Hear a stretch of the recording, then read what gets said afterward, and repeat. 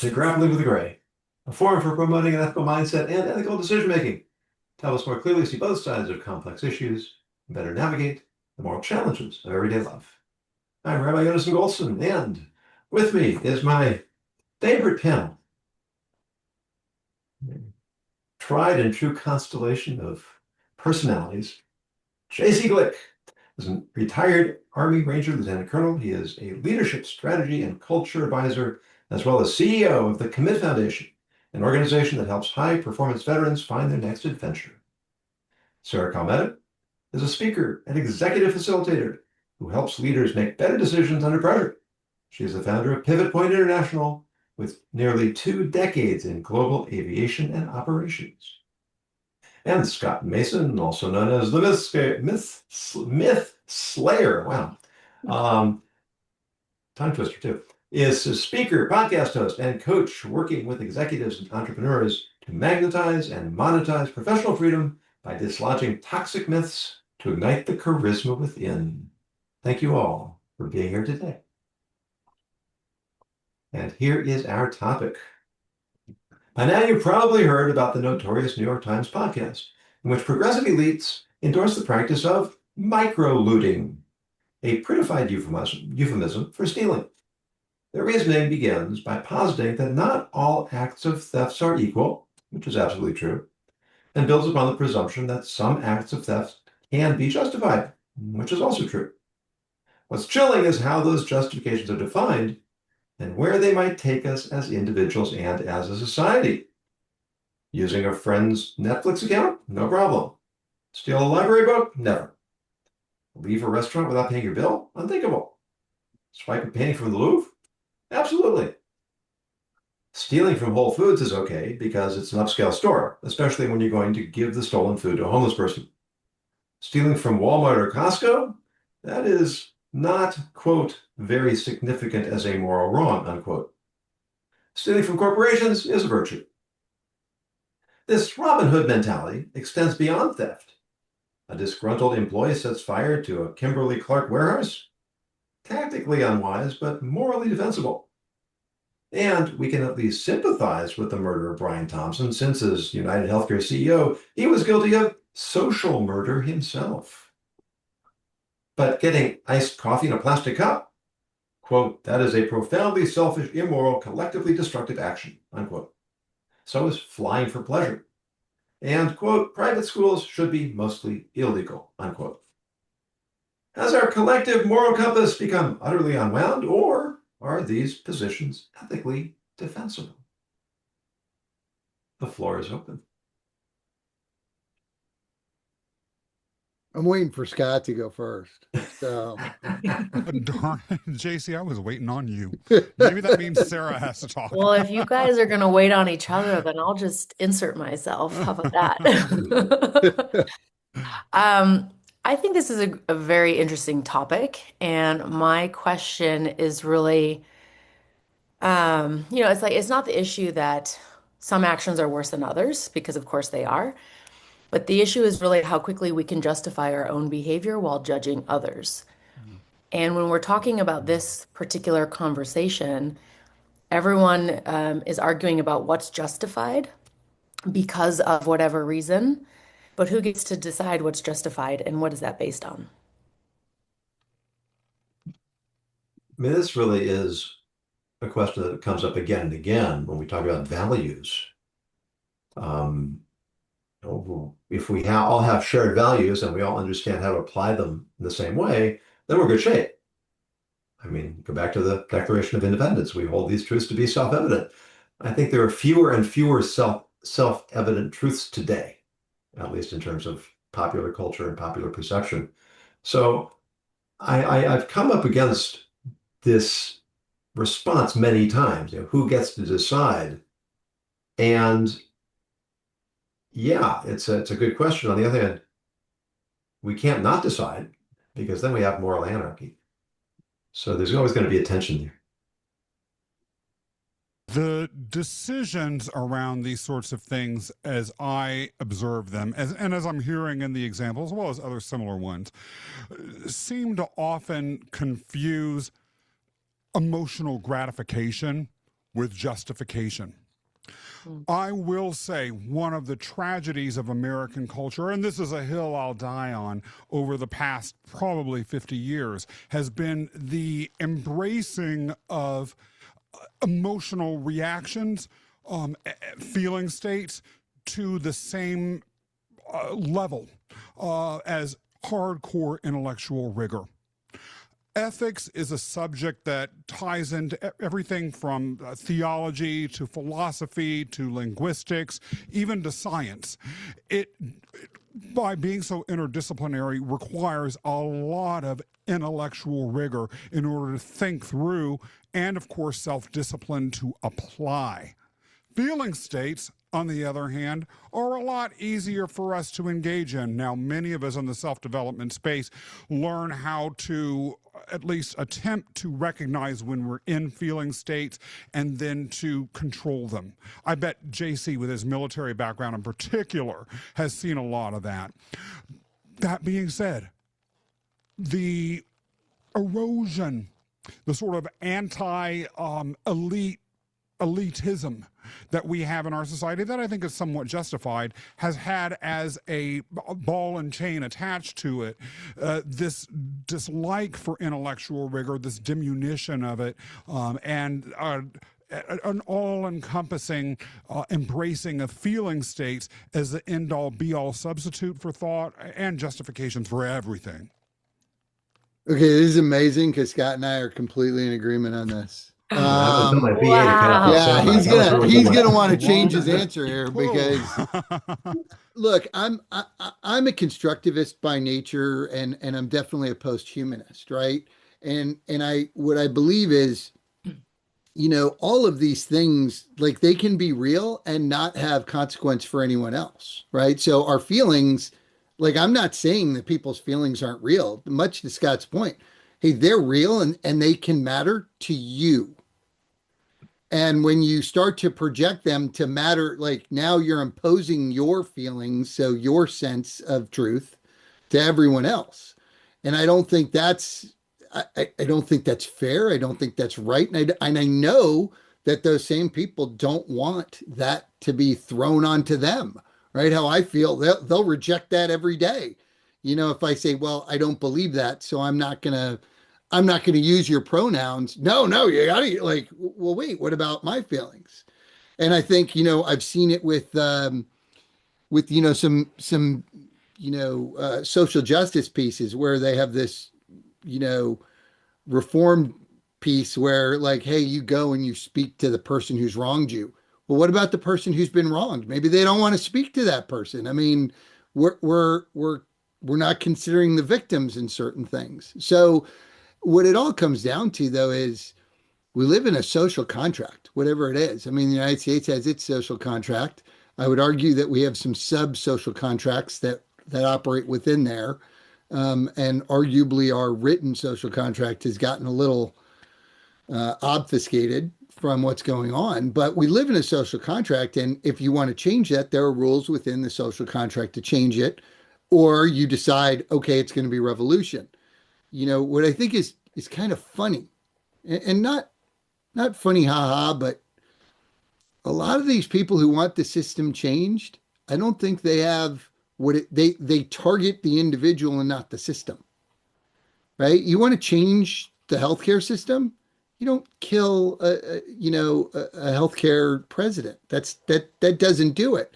But you don't have the fortitude or the rigor or just the resilience to attack the system. We're afraid of that. I think we lack some courage. So I think, we're in this place, and I've certainly seen it in the last decade where, my feelings are more important than facts.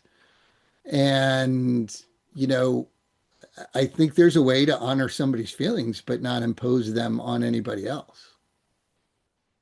Don't you think there's a certain sense that the system is too big to be changed, and therefore people feel a kind of helplessness, and so they perhaps set their sights on something they feel they can target because the system is just beyond their capacity.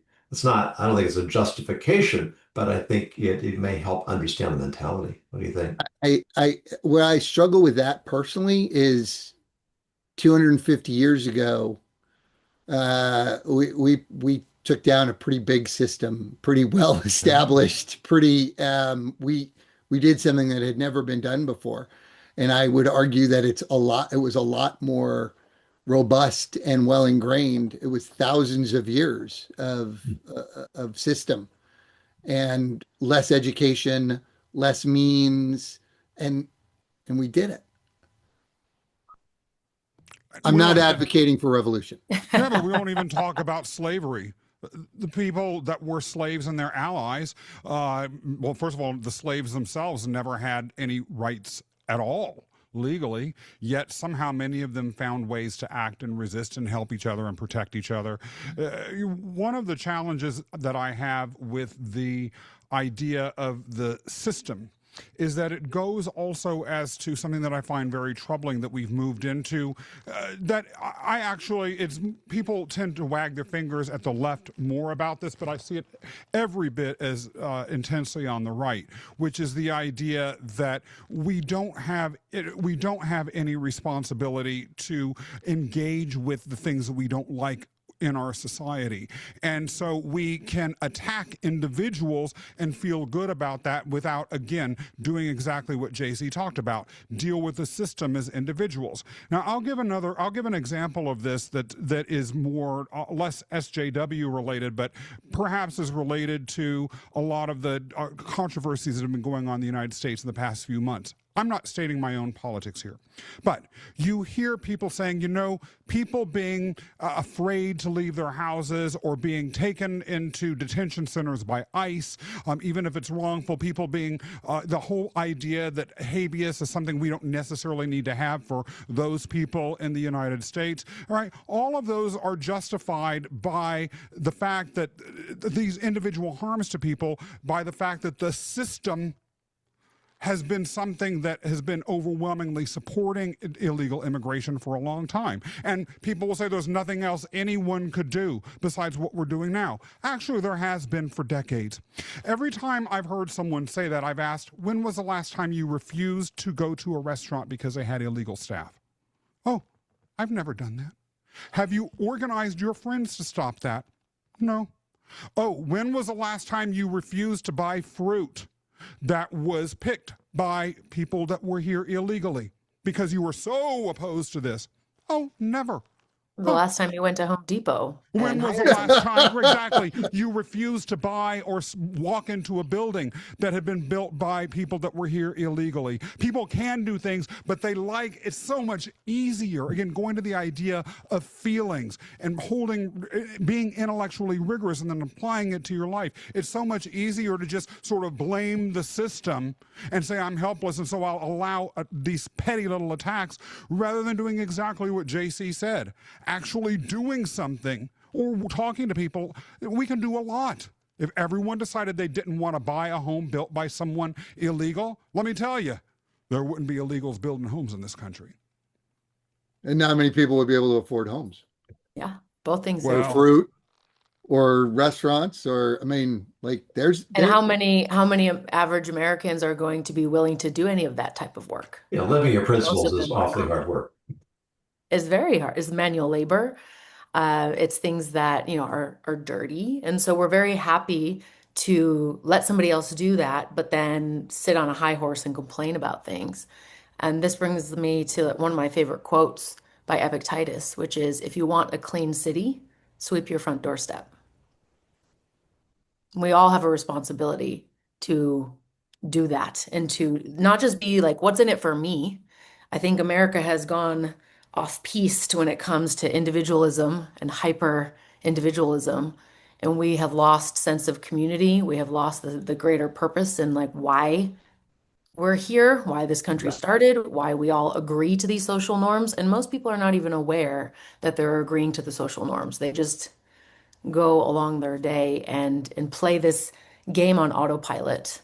But we all have the ability to pick our head up from, these things and do something about the things that we like and don't like in our life. You remind me that in India, where they have this untouchable class, Mhm. and these people, they're actually doing jobs like working in the sewers and doing the really dirty jobs that nobody else wants to do. And apparently they do reasonably well financially Oh, because they're performing an essential service. So there's this weird um, sort of kind of dissonance, if you will, between looking down on these people because we don't recognize their intrinsic worth and needing them to sustain our society so that we can live normal lives. Uh, if we would confront these contradictions, as you say, Scott, if we didn't apply the intellectual rigor, that would be a really good first step towards freeing ourselves from some of these biases, whether conscious or unconscious. Mm. but my question for everyone is, are we at a point beyond return? With social media being what it is, with our culture being what it is, with America socially, economically, politically in turmoil, with no end in sight and extreme division, are we at a point in which it's even conceivable that some sort of transformation in our way of thinking is possible? I Or don't would that think have to so. happen in another society altogether? I don't think so. But I do believe that it's going to, the transformation will occur whether we want it to or not. And if you look at any society that has risen and fallen, and all the cycles that humanity has through history, it's pretty clear the point that we're at right now and what can come next. Um, and yet, those societies and countries still exist. But they are transformed, they are different. And so that's going to happen whether we want it to or not. And so it's about, can we be intentional with it? And will everybody do it? No. But we're like, you can't be responsible for me or JC or Jonathan or anybody else on this call or that's watching us live, but you are responsible for how you choose to behave. So I think that's the crux is like so many people are running around like ringing the shame bell and yelling at people for doing whatever it is they think is wrong, and they're not putting that microscope back, the magnifying glass back on what they're doing, and they're not focusing on how they're choosing. And if we're continually looking at blaming others or blaming the system or saying, oh, it's too far gone, that means you've abdicated responsibility, you've abdicated sovereignty, and then yes, it is too far gone for you if that's your choice. But if you choose to act as a sovereign being, then you always have a choice. I really like that. And in the keynote I'm giving next week, I talk about a Jewish concept called tikkun olam, which translates as repair the world. And people misunderstand it. They think it means, save the bees and save the trees. But really what it means is I'm the world that I'm responsible for, exactly what you said, Sarah. And when I work on repairing myself, that's how I contribute to a better world. And apparently historians say that the average survival span for an empire throughout history is about 250 years. So as this country celebrates its 250th birthday this year, it really warrants us thinking deeply about your question, Scott. Is it too late? And your response, Sarah, that it's to quote one of the great Americans, that it ain't over till it's over. And apathy is one of the worst things that can occur. Like if Yeah. that is happening, then yes, there's a big problem because that means people are not engaged enough to care. And so whether it's a country or your organization or your home, that's a really dangerous signal. Think, I'm reminded, and it's not a gender neutral quote, so forgive me, it's not my quote, but I'm reminded of the concept of hard times make hard men make good times make soft men make bad times. And I think that, I do think this is cyclical. Like I think this nation has gone through these periods before, right? And we can say like, yeah, but now there's AI and there's more information traveling and faster. And there were all sorts of new innovations and evolutions that were going on previously. And, we've had, and again, this nation has certainly had dark times. I mean, the Civil War is certainly something that we can look at and say, I'm sure that there were people before the Civil War, during the Civil War, that thought this is the end of this great experiment. And it wasn't. And I look at that and I go, okay, if we can get through that, right? And again, it had all the things. It was not only ethics, but it was agency and sovereignty and beliefs, and there was so much there. And you know, I- I'm not a tinfoil hat wearing guy, but I do think that a lot of maybe a little bit tinfoil cap. Um, but I do think that a lot of what we're seeing today tends to be influenced by outside of the United States. Because Yeah. here is the truth about the United States. There is no one that can touch us militarily. We are the most powerful nation in the world, period. Full stop. And if you can't fight an enemy like us in any other way, you let it eat itself from within. And Yeah. we are really good at eating each other from within. We are, I have a good friend, Alice Atlanta, who co-wrote my second book with me. And, she wrote an article called like, Stop Being Willful Idiots. Like we are so willing to hate our neighbor because of something that they say or something that they may believe that goes against what our team believes. I get, because we feel this need and humans have this need for belonging. So to belong, instead of worrying about our values as our identity, we look at relationships as our identity. So then we fall full force into some group, and now that group represents us. And look, I can tell you, I am neither a Republican nor a Democrat. I believe some stuff over there. I was talking to somebody about religion today. I said, boy, there's a lot of Judaism I like. There's a lot of Christianity I like. There's some Buddhism I like.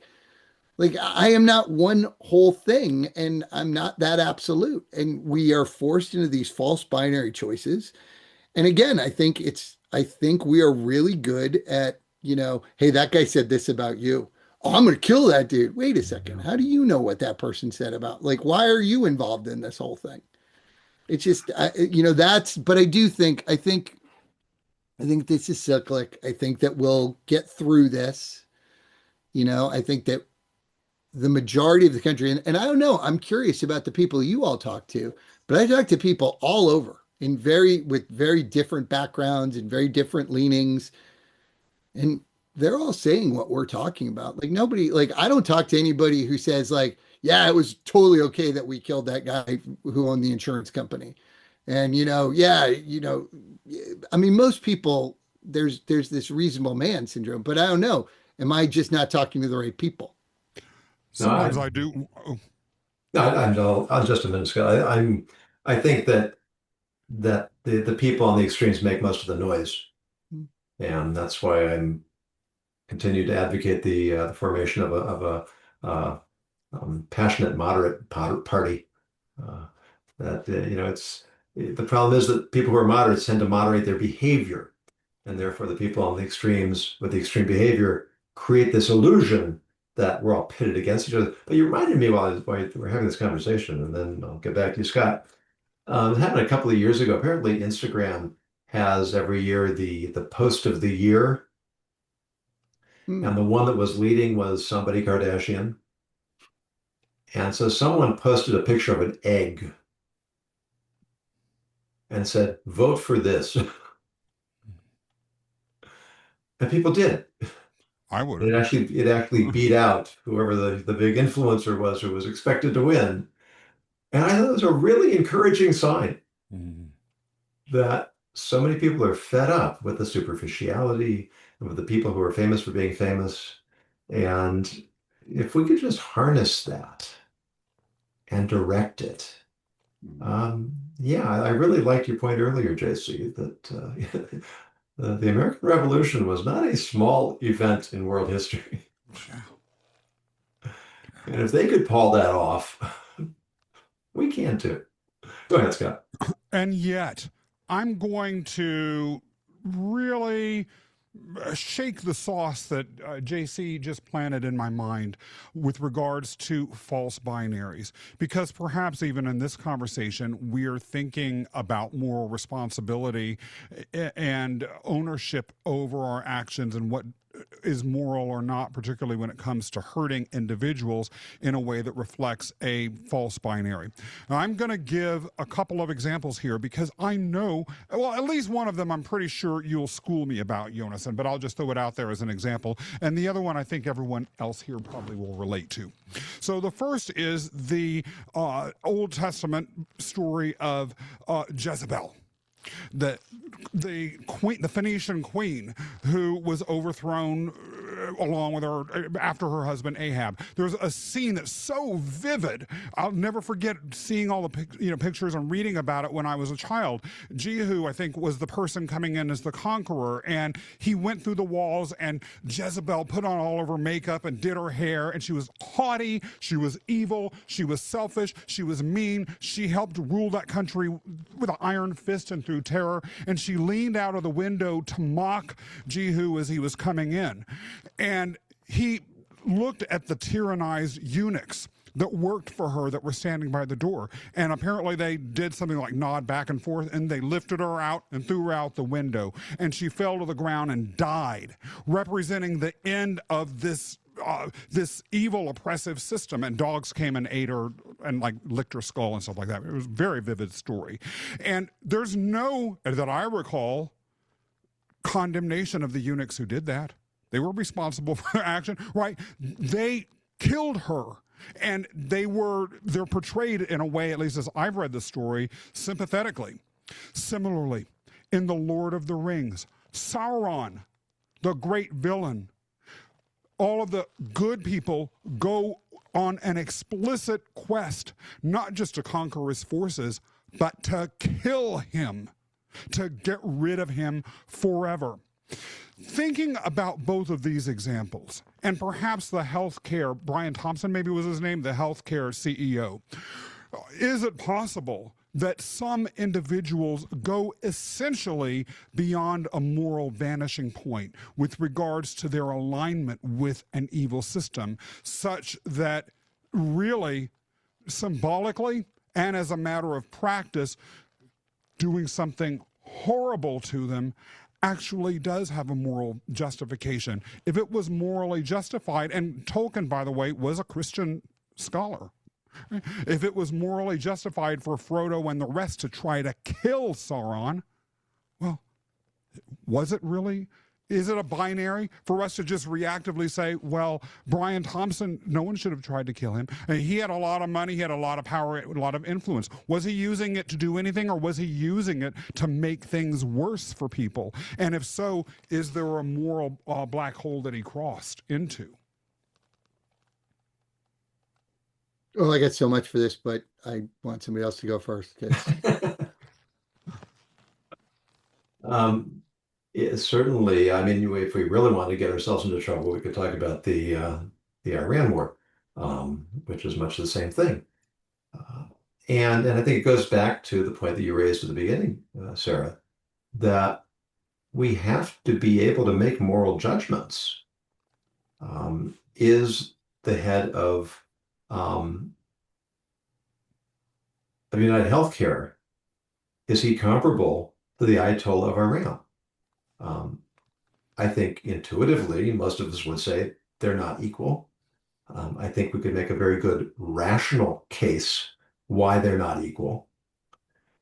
But you're always going to be able to say, where do you draw the line and whose criteria do we use? And yet I think that's the value of having these kinds of discussions. You pick a particular topic, you discuss the pros and cons. You bring your evidence, you bring your facts, you bring your logic, and you make a case. How much damage is a person doing on a national or cultural level before they cross that line into this person poses an existential threat to society? And whether you kill them in war or you kill them through capital punishment. Israel has no capital punishment. They made an exception once for Adolf Eichmann. And that itself is controversial. Is the architect of the final solution, is that enough reason for us to suspend our national value of not putting criminals to death? It's you're ultimately you're going to have a hard time saying yes or no in a culture where people come from different value perspectives. I think, I watched a lot of people during the 20-year war talk about our moral obligation. It usually tended to be very religious in nature. And again, that was not why I was fighting. I think it's a really, I think I'm okay if I'm fighting somebody who is fighting for God, they believe they're fighting for God. I am trying to create an objective. I am trying to meet a strategic objective. I do so within the social contract, the rules of war, as they're written as best I can. When I look at Iran, and I'm not familiar, like I now want to go hear the story of Jezebel, especially with the dogs eating her and everything. I think that sounds awesome. But I don't think you just like when I look at the Ayatollah, there are a number of ways that I mean, I don't even think it was a moral decision, though. I mean, I wish we made decisions based on morality. Like this is a regime that is killing its own people and doing but there's a bunch of regimes that are doing that, and we're staying away from them. But at the end of the day, we saw a regime that could potentially build a nuclear weapon that would be bad for us, and for self-protection, we go, you know what? You got to stop. And we did a whole bunch of things to say stop. And then and I'd like to believe that it's our last option for a lot of things is killing somebody. And I mean, I think we have demonstrated it in some cases where, and whether you agree with it or not, but when we go into Venezuela and we pull that leader out, we didn't kill him. We pulled him out. I think, and the one thing that I feel comfortable with for the most part, and I'd like to believe, and maybe it's naivete, I don't think, I think we try to really limit killing people. I think we really try to limit pain and destruction. And it's something that hurts me about maybe younger generations or people that don't see this. But I've seen, again, I did 11 combat tours. I'm going to tell you that I've watched us I mean, we could obliterate places and we don't. In fact, we take a lot of casualties because of the way we do it. And we accept that risk because it's the right thing to do. We don't do, and I won't name the countries because they're allies, right? We don't do some of the things our allies do, which are disgusting. Because we believe that this is important, that human life has a certain sanctity. And I'd like to think that, when I hear that, I understand what you're saying, Scott. And I think, I'm sure that this Cole Allen, right? I'm sure he felt that, I read his stuff. I mean, obviously, I don't think he's crazy. I think, he was thinking about what he was doing. And I'm sure he saw the administration as they have crossed that moral line and I can't stand it.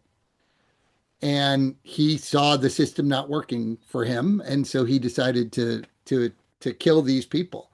And I just think that when we allow that to happen and we don't say, like, if we give that kid a pass, we're basically, we're abdicating or seriously, that apathy of like, oh, well, I totally get why he was doing it.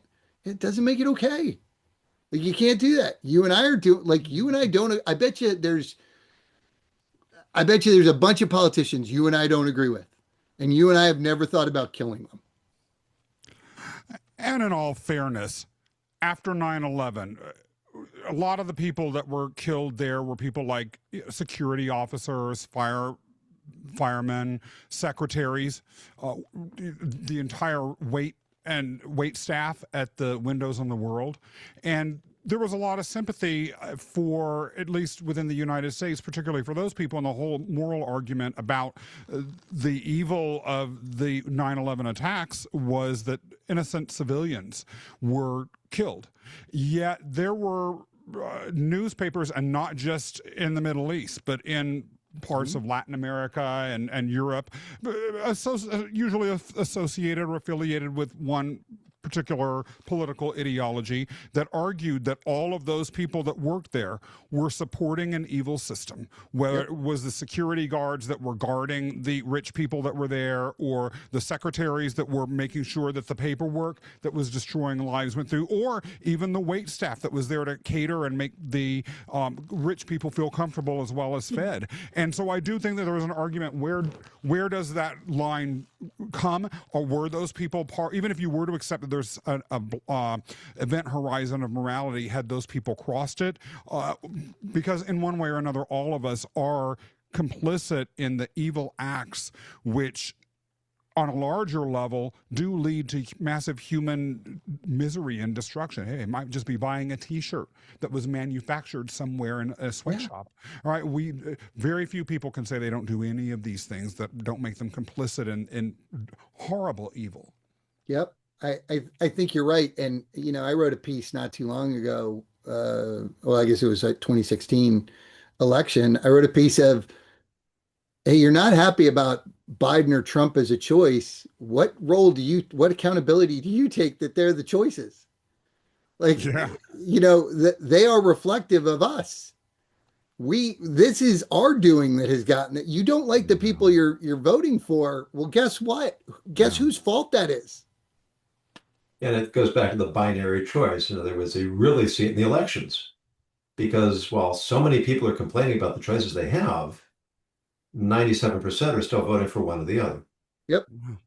I wrote my wife in. I wrote Jen in. She gave her concession speech that night, but. Sarah, you have anything to add? Yeah, I like to dive into the root of words and where they actually originate from, because it's really fascinating to understand how we use the word in today's context. And we've now, and what we use as a shared definition. And ethics and ethical is like one of those very gray, everybody knows what it means, but when you actually try to define it, it's very hard to put words around.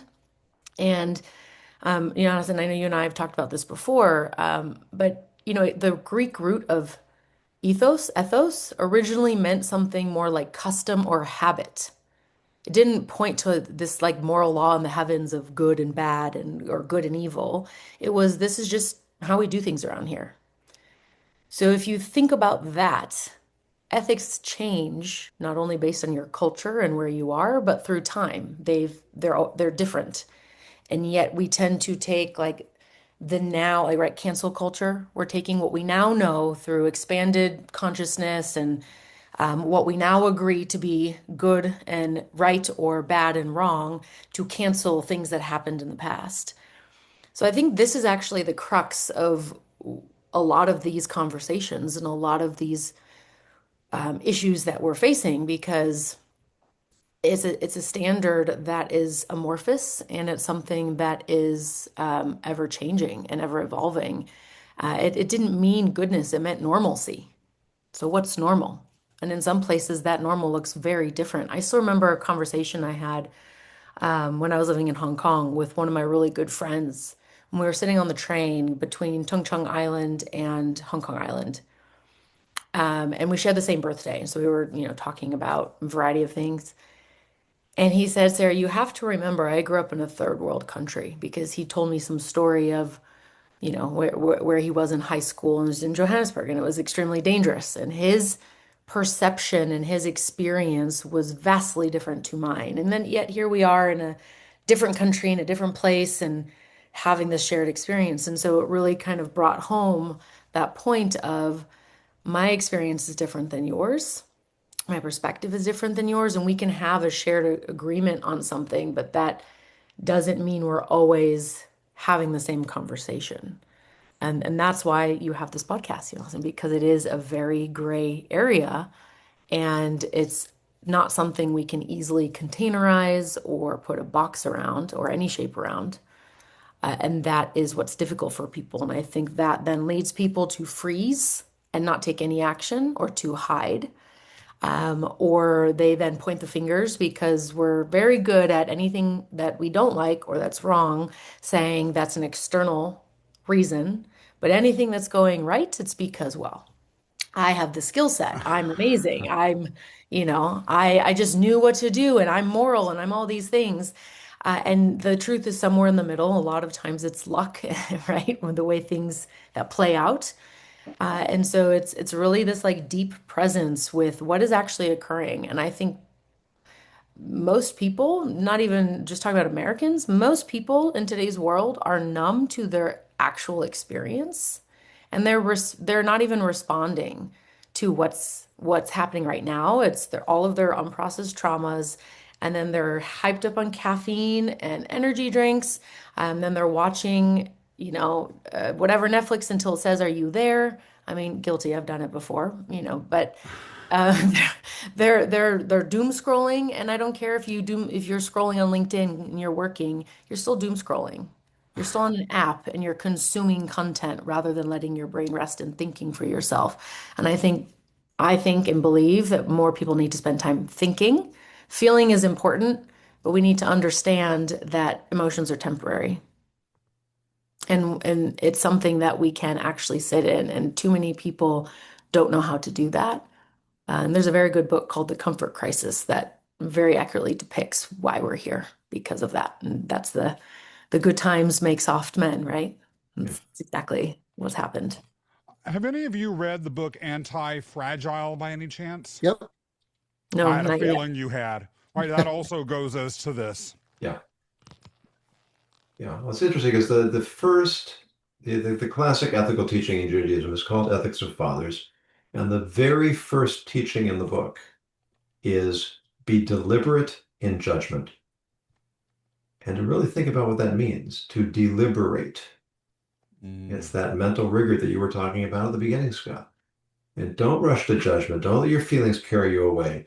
Don't rely on your preconceptions, but to get all the information available, to look at all the angles, to talk to people who see things from a different point of view in order to make every effort to create the most complete picture possible before making a judgment, but then having the obligation to make a judgment. Because if we don't make judgments, we're nowhere. We have to find a balance, and exactly to your point, Sarah. If there are no moral absolutes in the world, then how do we function? How do we even decide for ourselves what's right or wrong, much less reach a consensus as a society? But at the same time, we have to take into account the evolution of the society in which we live. And I just this morning I submitted my weekly column on situational ethics, which I think is one of the most insidious phrases in the language, that ethics change depending on circumstance. No, values are absolute, but situations do change. And so we have to struggle with the tension between the pristine values that, as you said, Scott, nobody lives up to their values 100%. Nobody. Life's just way too complicated. And yet that doesn't give me free license to just pick and choose and be a moral anarchist. I do. I love what you just said there, Sarah. Yes, and I always talk about the and polarity of life, right? And to live and to be comfortable in the uncomfortable. Like, oh, I understand, and I kind of feel this way. But I do have a question, and this is coming from a real place of curiosity about something that you said. I've been thinking that, there's stuff that, I don't really have an opinion on. I feel like sometimes we're being pushed to weigh in on everything. Like you gotta be on a side, And I'm like, this doesn't really affect me. And yeah, I have an opinion maybe, and some of it's well thought out, but there's something I probably don't know, and I don't feel the need to judge everything. Like, hey, I can see this side and I can see this side, and it doesn't really impact me. So I'm not really gonna like it. Like I'm not gonna have feelings about it because it's not. It doesn't impact me directly, and maybe even tangentially. And I'm wondering, is that am I am I giving away some of the things that I'm supposed to do? Like, am I supposed to be like, no, I do like I've got to create an opinion on whatever it is, and I've got to feel that way. And I don't know. I believe you're allowed to have no opinion, particularly if you are not, like if you're not well educated on something. Too many people are having opinions on things that they have like 1% knowledge on, or they're watching a very polarized news source, or they're, TikTok, and they're getting their information from TikTok. So, like I think it's So from the healthy. CCP, they're getting it from the CCP. Yeah, So exactly. That's, and I lived there for a very long time. There's a word for it, ultra crepidarian. Yeah. It means to express an opinion about something over which you have no real knowledge or authority. Yeah, and so many people do that. I mean, there's Sure. there's there's these TikTok people who are giving financial advice, and people are going and making decisions on that, and they have no license to do that. That's awful. But anyways, it's I believe that you are entitled to have no opinion. It's not your responsibility to have a judgment on everything. And in fact, when we like say the word judgment, that is the hard part, because then that judgment, like Jonathan said, as a singular person versus a society is hard to manage. But if you were to give a judgment and opinion on every single thing you come across, you'd be overwhelmed and you'd malfunction. Like it's just not possible. Yeah. And if you're not, emotions do exist for a reason. And the core emotions, there's six core emotions that are tied to your physiological need for safety. And if we look at that, they're there to help us make choices. So if you're not feeling a particular emotion about something, you're not going to be spurred to take action about it. So can you take the energy around the things that you do feel something towards, and really analyze that and decide how you want to, converse and show up and be part of community in those conversations? Because if you're just a body in a seat, are you really helping change anything? I don't believe so. I've got to add on to that too. I think not only is it impossible to always have an opinion, and it's, like you said, Sarah, destructive to try and force yourself to have one, but I'm a firm believer in aggressively refusing to have an opinion about some things. Right? If I don't know Yeah. what it is I'm talking about, I don't need to have an opinion, especially if, like JC said, cannot conceivably impact me in any way whatsoever. How to, a mean thing that one celebrity said to another. I don't Right. need to have an opinion about that. I don't need to be on anyone's side. I don't care. Their lives don't affect me. Or maybe like men having an opinion on what women can do with their bodies, for example. Again, that's an oh, we should have area. that. That's a totally different talk. Very, Yeah, very right. different Like you talk. just want that's a whole right. That's an interesting discussion, which goes, by the way, as something I also wanted to just throw out because it was embedded in something you said, Jonason, earlier, which is listening to the other side. Part of how we can avoid just having these feeling states driven snap judgments that are reactive or getting into an apathetic place is to actually listen to the other side. Along with intellectual rigor being tossed out the window, so has, by and large, this ability to do that. I'm just going to share very briefly a story that taught me an important lesson about this, and it goes as to making a judgment. As I think most of you know, although people in the audience surely don't. A few years ago, I had a very, very serious, unexplained, life-threatening health crisis that came out of the blue. And I was hospitalized during a time in which it was at the end of June through the 4th of July weekend, as well as some time before and after that. And the hospital was, and as well, I was in an intense amount of pain. The hospital was trying desperately to figure out what was going on because they suspected I had some unknown pathogen. And of course, there was concern that it would spread. And so there were all of these tests that I needed to have.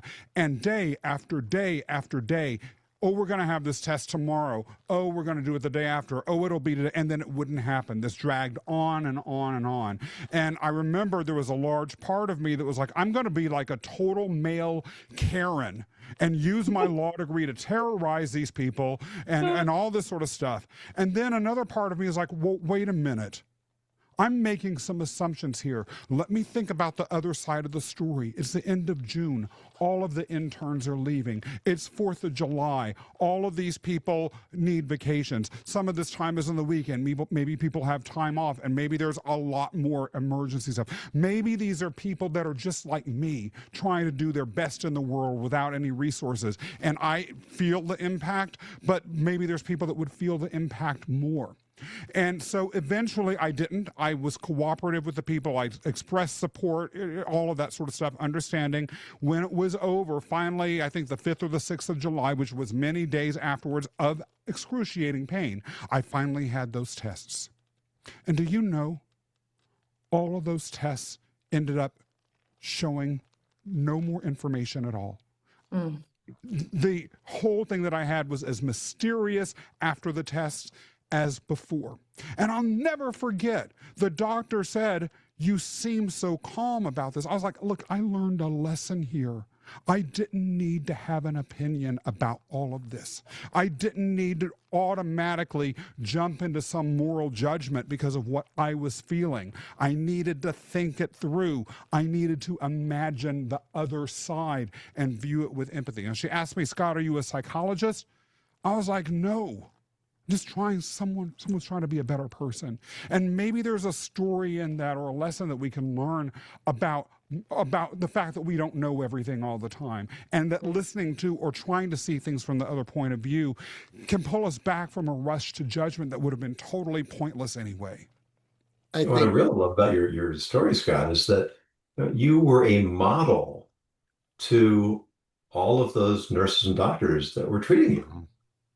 Because they have to deal not just with people's medical problems, but with people's personality problems. Yeah. I had to have open heart surgery when I was in my 30s.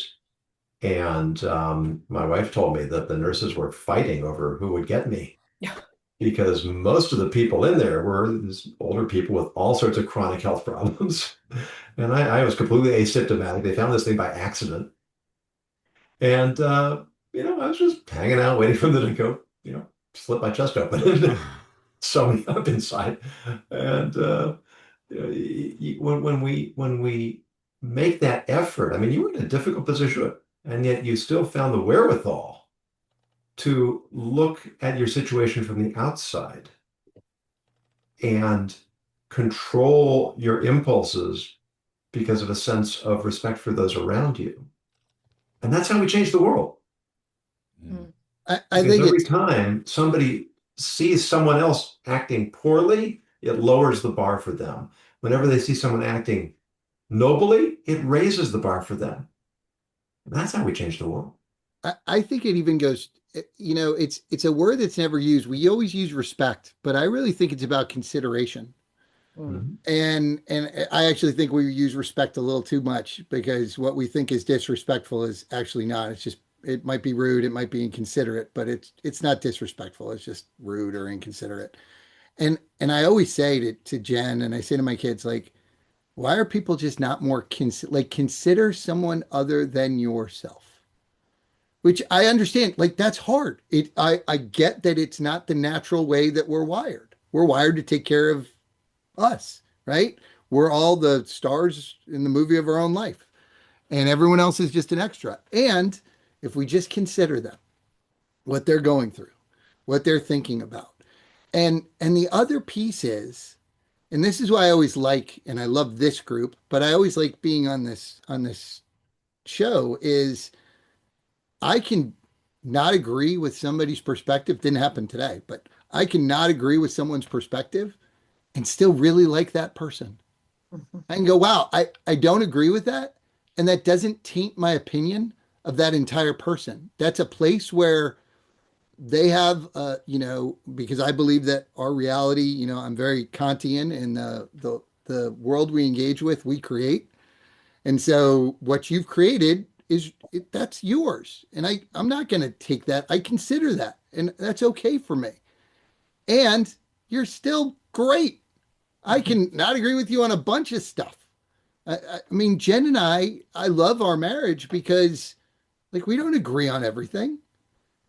And there are times when but I still love her. And I'm like, man, we feel really different about this, but I don't like, okay, so what?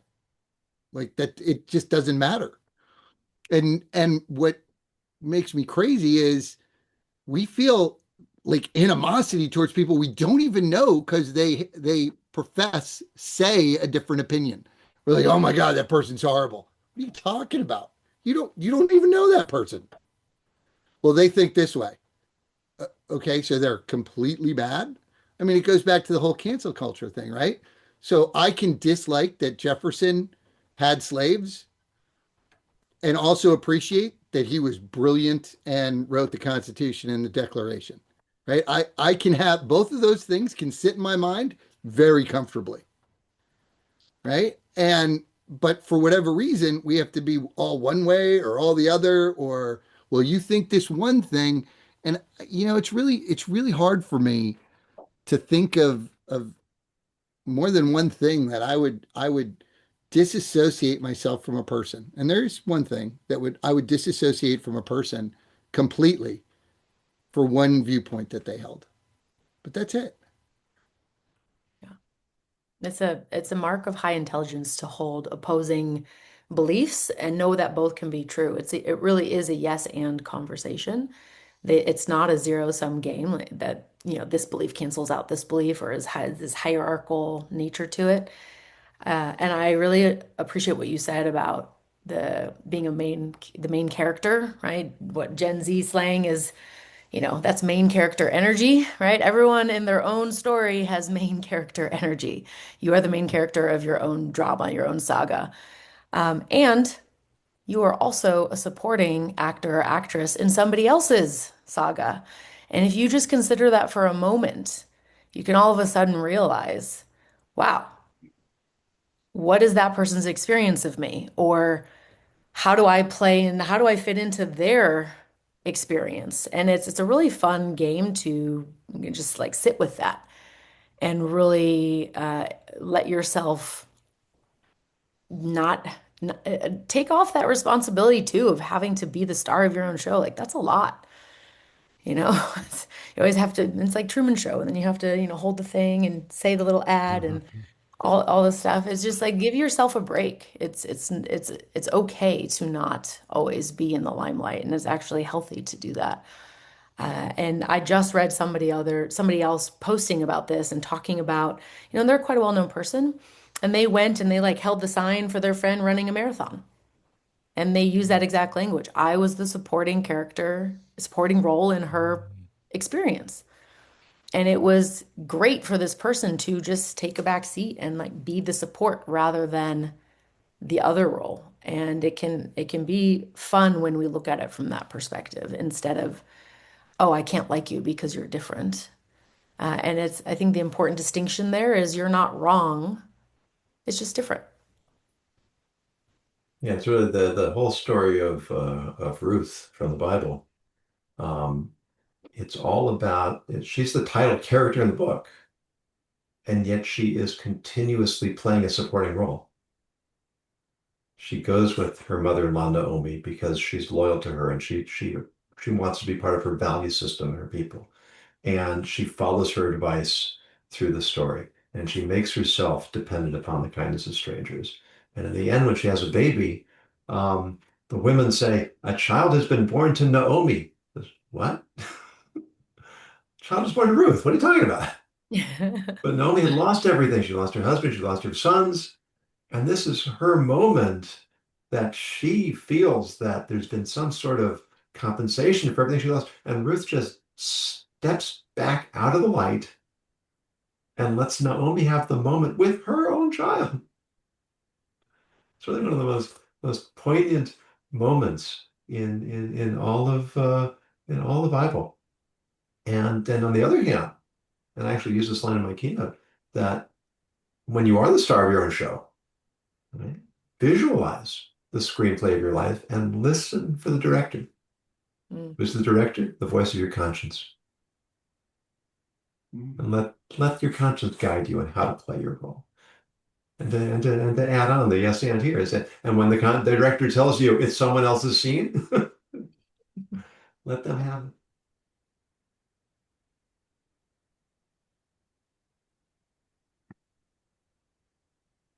Sounds like a good place to stop. I got Any nothing final to add, thoughts? except my director, my conscience is always guilty. So I probably shouldn't always listen to it. I'll feel really bad about myself all the time, man. Um, but I think that goes to, I've been reading some stuff about, attachment theory and like, this idea that, people have mental issues. Like we all have mental issues. Like we've all had something happen in our lives that has changed how our brain functions. Yeah.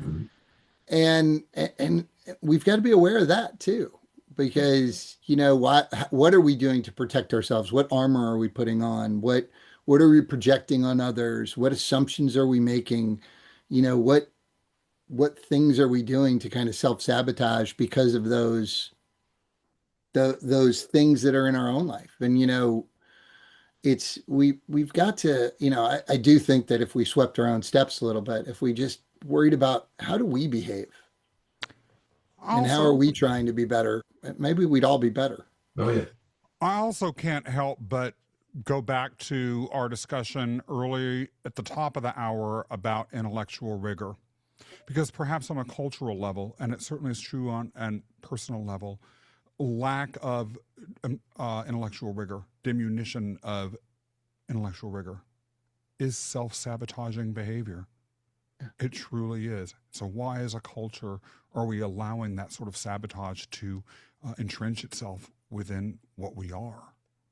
Yeah. I mean, that's a whole other episode. But when you go to the safe spaces that were cropping up on universities, and Jonathan Haidt's work on this is really important.